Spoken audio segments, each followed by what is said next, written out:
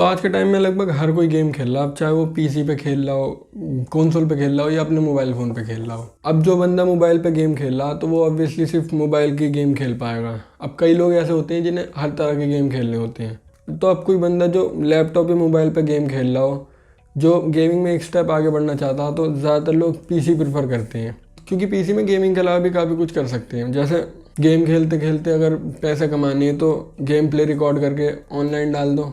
वैसे इतना आसान नहीं है ये सब कुछ, लेकिन फिर भी यू हैव ऑप्शंस, जैसे एडिटिंग, ऑफिस का काम, पढ़ाई, ये सब कोई कंसोल पे नहीं कर सकता। इसलिए ज़्यादातर लोग पीसी प्रेफर करते हैं ओवर कंसोल्स। ज़्यादातर लोग जो पहले से इस प्रोफेशन में हैं, जैसे गेमर्स, पीसी बिल्डर्स, ये सब सजेस्ट करते हैं कि अपना पीसी खुद बनाया जाए। अब इसके कई रीजंस हैं, और अगर वो रीजंस जानने में थोड़ा बहुत इंटरेस्ट है तो इधर कहीं आई बटन पे वीडियो आ रही होगी, वो देख लो। उसमें मैंने पूरा बताया कि क्या क्या रीजंस है अपना पीसी खुद बिल्ड करने के। तो अब जब कोई बंदा फर्स्ट टाइम पीसी बिल्ड करने बैठता है तो उसे ये भी नहीं पता होता कि शुरुआत कहाँ से करनी है। मैंने भी एक्सपीरियंस करी है ये चीज़, तो इस वीडियो में मैं कोशिश करूँगा कि सब बता दूँ, शुरुआत कहाँ से करनी है, एंड कहाँ पे करना है। तो हो सकता है वीडियो थोड़ी लंबी हो जाए, लेकिन फिर भी ट्राई करना कि एंड तक देखो। तो सबसे पहले यू मस्ट नो कि तुम अपने पीसी से चाहते क्या हो। High frame rates, high graphics, 4K gaming, high storage ताकि तुम ज़्यादा से ज़्यादा गेम स्टोर कर सको, या फिर एबिलिटी टू लाइव स्ट्रीम।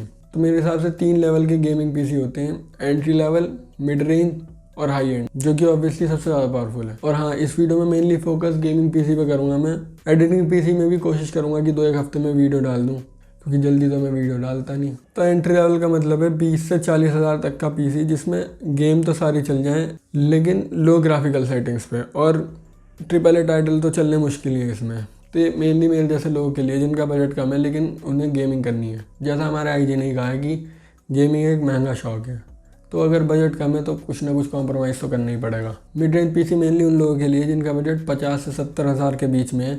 ये पीसी 1080 पिक्सल तक की गेमिंग आराम से करा देगा। फ्रेम रेट्स की बात करें तो 60 से लेके 120 फ्रेम्स पर सेकंड तक लगभग हर गेम में मिल जाएंगे, और AAA टाइटल भी इसमें चल जाते हैं। हाई एंड पीसी का बजट 80,000 से लेके 1 लाख, 2 लाख, 10 लाख, जितना डालने डाल दो।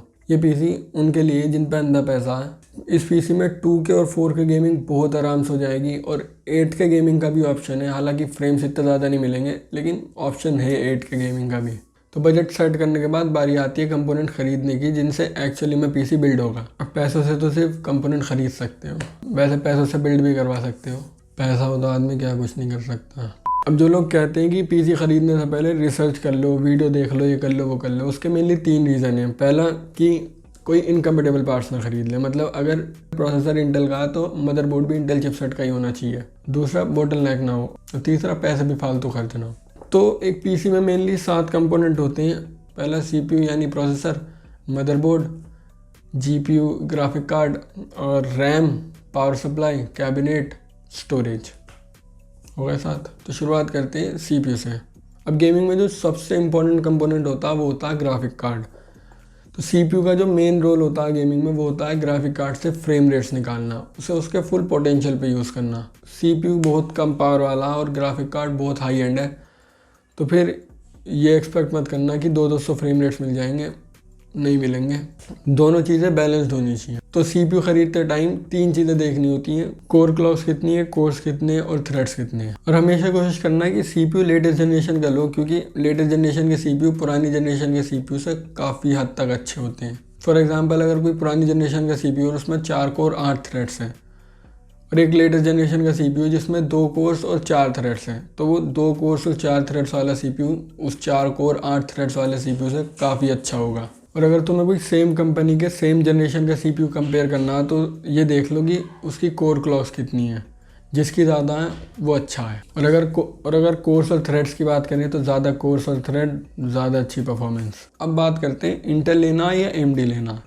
देखो, अगर तुम्हारा बजट इतना है कि तुम 25,000 तक CPU में खर्च कर सकते हो, तो राइजन की जो लेटेस्ट जनरेशन है 5000 सीरीज़ वो ही लेना, क्योंकि उसमें गेमिंग भी एक नंबर हुई, और अगर तुम्हें एडिटिंग में जाना पड़ गया तो एडिटिंग तो राइजन में अच्छी होती है। और अगर बजट कम है तो फिर भी मैं प्रेफर करूँगा कि राइजन की तरफ जाओ, ताकि अगर आगे चल के कोई मतलब एडिटिंग वगैरह का काम पड़ जाए तो राइजन के छोटे प्रोसेसर भी काफ़ी हद तक एडिटिंग, फोटोशॉप वगैरह संभाल लेते हैं। और अगर तुम्हें सिर्फ गेमिंग ही करनी है और तुम्हारा बजट 15,000 से नीचे का है, CPU में, सिर्फ CPU में 15,000 से नीचे का है तो इंटेल की तरफ ही जाना, क्योंकि इंटेल के 15,000 से नीचे वाले CPU राइजन से काफ़ी अच्छी गेमिंग करा देती है। और हो सके तो लेटेस्ट जनरेशन का CPU लेना, चाहे इंटेल का लो या AMD का लो। अगर तुम्हें गेमिंग PC बिल्ड करने जा रहे हो तो उसके बजट का सबसे ज़्यादा बड़ा हिस्सा GPU में खर्च होना चाहिए, तभी वो एक गेमिंग PC कहलाएगा। और ग्राफिक कार्ड ख़रीदते समय एक बात नोट कर लो, सस्ते ग्राफिक कार्ड कभी मत लेना, मतलब 10,000 से नीचे के ग्राफिक कार्ड कभी मत लेना। अगर इतना बजट नहीं है कि तुम अभी एक ग्राफिक कार्ड ले सको तो APU ले लो, जिन CPU में इंटीग्रेटेड ग्राफिक कार्ड होता है पहले से ही, जैसे राइजन का 3200G या फिर इंटेल के तो लगभग सभी प्रोसेसर में GPU इंटीग्रेटेड होता है। तो APU भी काफ़ी हद तक अच्छी गेमिंग करा देंगे लो सेटिंग्स पे। 10-5 हज़ार से नीचे वाले ग्राफिक कार्ड जितनी गेमिंग करा देंगे APUs भी। और अगर सही मायने में गेमिंग करनी है तो डेडिकेटेड GPU खरीदना ही पड़ेगा। और मेरी मानो तो अभी 2-4 महीने रुक जाओ, क्योंकि ये जो अच्छे ग्राफिक कार्ड हैं 1650 और 1660 सुपर वगैरह, इनके प्राइस काफ़ी ज़्यादा हाई है। 30,000 का तो 1660 सुपर मिल रहा है। तो हो सके तो अभी रुक जाओ, क्योंकि जो ये क्रिप्टो करेंसी बूम है ये धीरे धीरे नीचे जाएगा। और दूसरा रीज़न 2-1 महीने रुकने का, एनवीडिया के 30 सीरीज़ के बजट सेगमेंट के GPU भी एनवीडिया रिलीज़ करेगा 2-4 महीने में, तो वो काफ़ी अच्छी परफॉर्मेंस देंगे तुम्हें काफ़ी लो प्राइस पे। और अगर अभी बिल्ड करना ज़रूरी है तो ग्राफिक कार्ड मत लो, APU पे गेमिंग कर लो।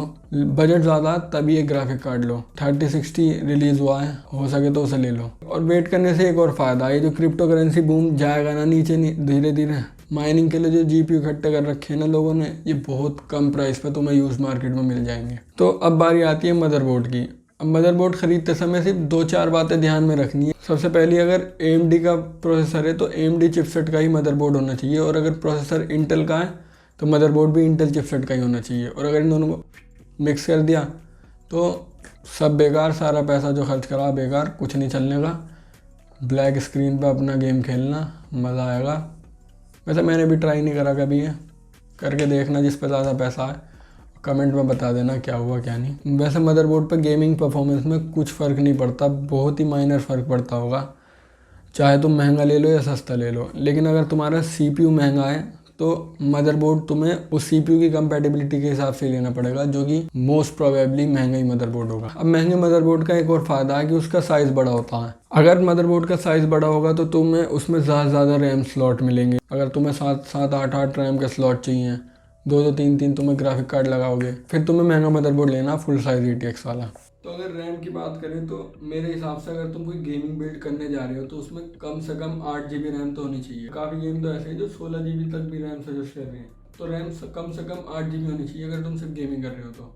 और अगर तुम्हें लाइव स्ट्रीम वगैरह भी करनी है तो 16 GB रखना, क्योंकि रैम कम होगी ना तो न तुम्हें मज़ा आएगा न देखने वालों को मज़ा आएगा। तो 16 GB लाइव स्ट्रीमर्स के लिए। और अगर रैम स्पीड की बात करें तो रैम स्पीड इतना कुछ मैटर करती नहीं है वैसे, लेकिन फिर भी 3000 मेगाहर्ट्ज़ तक की रैम ले लेना कम से कम। रैम के बारे में ज़्यादा जानना हो तो मैंने वीडियो बनाई है पहले, लिंक दे दूंगा या आई बटन में आ जाएगी। एक बार देख लोगे तो सब क्लियर हो जाएगा कि किस बंदे को कितनी रैम चाहिए। अब बात आती है स्टोरेज की। अब स्टोरेज में हमारे पास सिर्फ 3 ऑप्शन है, HDD, SSD और M.2। HDD स्लो है, SSD फास्ट है और M.2 उससे भी फास्ट है। अब मेरे हिसाब से बजट बिल्ड के लिए जो बेस्ट रहेगा वो है कि एक 240 GB या फिर 480 GB की SSD ले ली और एक TB या 2 TB की HDD ले ली। SSD तो अपना मेन विंडोज इंस्टॉल करने के लिए और सॉफ्टवेयर स्टोर करने के लिए रख ली, और HDD उसमें बाकी फाइल स्टोर कर ली। तो इससे तुम्हारा PC स्लो भी तुम्हें फील नहीं होगा और तुम्हारे पास स्टोरेज भी ज़्यादा हो जाएगी। अब कई लोग कहते हैं कि SSD लेना ज़रूरी है, मतलब 5 मिनट में तुम्हारा PC खुलेगा, 5 मिनट में बंद होएगा। जब गेम खेलने बैठोगे तो चीज़ें स्लो हो जाती हैं काफ़ी SSD से। SSD फास्ट होती है क्योंकि उसमें कोई मूवमेंट नहीं हो रही होती। अभी टेक्निकल बातें गुरु जी को बता दो, फिर कई बात करेंगे इस टॉपिक के बारे में कि HSD और SSD में डिफरेंस क्या होता है। अब सारे कंपोनेंट तो ख़रीद लिए, अब इन्हें कोई पावर भी तो पहुँचाएगा जिनसे चलेंगे, तो उसके लिए बनाई गई है पावर सप्लाई। पावर सप्लाई खरीदते समय सिर्फ एक बात ध्यान में रखनी है कि सस्ती पावर सप्लाई नहीं खरीदनी है 1000-1200 रुपये की। पावर सप्लाई जो है ना वो तुम्हारे PC के महंगे से महंगे कंपोनेंट को पावर पहुँचाएगी। अब किसी कंपोनेंट को उसके हिसाब से ज़्यादा पावर मिल गई तो भी वो ख़राब हो सकता है, और किसी कंपोनेंट को उसके हिसाब से कम पावर मिल गई तो भी वो ख़राब हो सकता है। अब पावर सप्लाई सस्ती वाली यही करती है, वो करंट सही तरीके से फ्लो नहीं कर पाती और चीज़ें धीरे धीरे ख़राब होने लगती हैं। और दूसरी बात जो है पावर सप्लाई लेते समय फ्यूचर प्रूफ लेना, कि अगर तुम अभी ग्राफिक कार्ड नहीं ले रहे तो अभी तुम्हें ज़्यादा पावर की नीड नहीं है। अब आगे चल के तुम ग्राफिक कार्ड लगाने लगे तो उसे तो पावर की नीड होएगी। तो पावर सप्लाई ऐसे लेना कि तुम आगे जाके अपडेट करोगे अपना पीसी तो उसे झेल ले। ये नहीं कि ग्राफिक कार्ड लगाया तो पावर सप्लाई भी खरीद दो, वो भी नहीं लगानी पड़ेगी। और सस्ते से मेरा मतलब ये नहीं किसी अच्छे ब्रांड की पावर सप्लाई सस्ते पे चल रही हो तो वो भी मत लो कि ये तो सस्ती है। एक ऐसे ब्रांड की पावर सप्लाई लो जिसका काफ़ी नाम सुना हो। अब बात करते हैं कैबिनेट। तो केस खरीदते समय सिर्फ 2 बातें ध्यान में रखना। वो केस लेना जो तुम्हें जेन्युइनली अच्छा लग रहा हो, क्योंकि अगर तुम सस्ते के चक्कर में अच्छा ना दिखने वाला केस ले लोगे तो फिर बाद में पछताओगे कि 1000 रुपये और डाल लेता तो पीसी बढ़िया दिखता मेरा। और दूसरी बात, 2000 से नीचे का केस मत लेना और अच्छी कंपनी का लेना, क्योंकि जो बेकार केस होते हैं उनके पोर्ट्स जो होते हैं यूएसबी पोर्ट्स, ऑडियो पोर्ट्स, वो ढीले होने लगते हैं टाइम टू टाइम। और उसमें केबल मैनेजमेंट के लिए जगह नहीं मिलेगी तुम्हें, हो सकता है एसएसडी के लिए भी जगह ना मिले। इसलिए केस ऐसा लेना जो तुम्हें अच्छा लग रहा है और उस कंपनी से लेना जिसका नाम सुना हो। अब बात करते हैं पेरिफेरल्स की। पेरिफेरल्स से कितना फ़र्क पड़ता है गेमिंग परफॉर्मेंस में। तो मॉनिटर से तो देखो पड़ता फ़र्क, जितना पैसा तुमने पीसी में खर्च करा अगर वो तुम्हें स्क्रीन पर नहीं दिखेगा तो मज़ा नहीं आएगा। तो मॉनिटर अच्छा सा लेना। सब LG वाला सजेस्ट करते हैं, मैं मॉडल नंबर भूल गया, मैं भी वही सजेस्ट कर रहा हूँ, इधर फ़ोटो डाल दूँगा कहीं। और कीबोर्ड माउस की बात करूँ तो कीबोर्ड माउस अगर तुम्हारा बजट नहीं बैठ रहा तो मत लो, सस्ते वाले ले लो जिनसे काम चला सको। फ़र्क पड़ेगा लेकिन इतना नहीं पड़ेगा, प्रैक्टिस के साथ साथ सही हो जाएगी चीज़ें। वैसे अगर 1000-1200 खर्च कर सकते हो कीबोर्ड और माउस पे तो जेब्रॉनिक्स का जेब ट्रांसफॉर्मर्स करके एक वो है कॉम्बो, वो ले लेना। एक सस्ता वाला है जो 800 रुपये तक आता है, जेब्रॉनिक्स का ही है वो भी कॉम्बो, उसकी भी फ़ोटो डाल दूंगा मैं इधर कहीं। रिसर्च कर लो मॉनिटर के बारे में भी थोड़ा सा, अगर तुम्हारा LG वाले के हिसाब से बजट नहीं बैठ रहा। तो आज की वीडियो के लिए बस इतना ही। Subscribe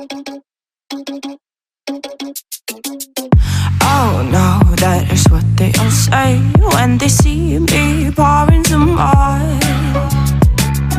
Oh, think it's empty again. Better fill it up before I go.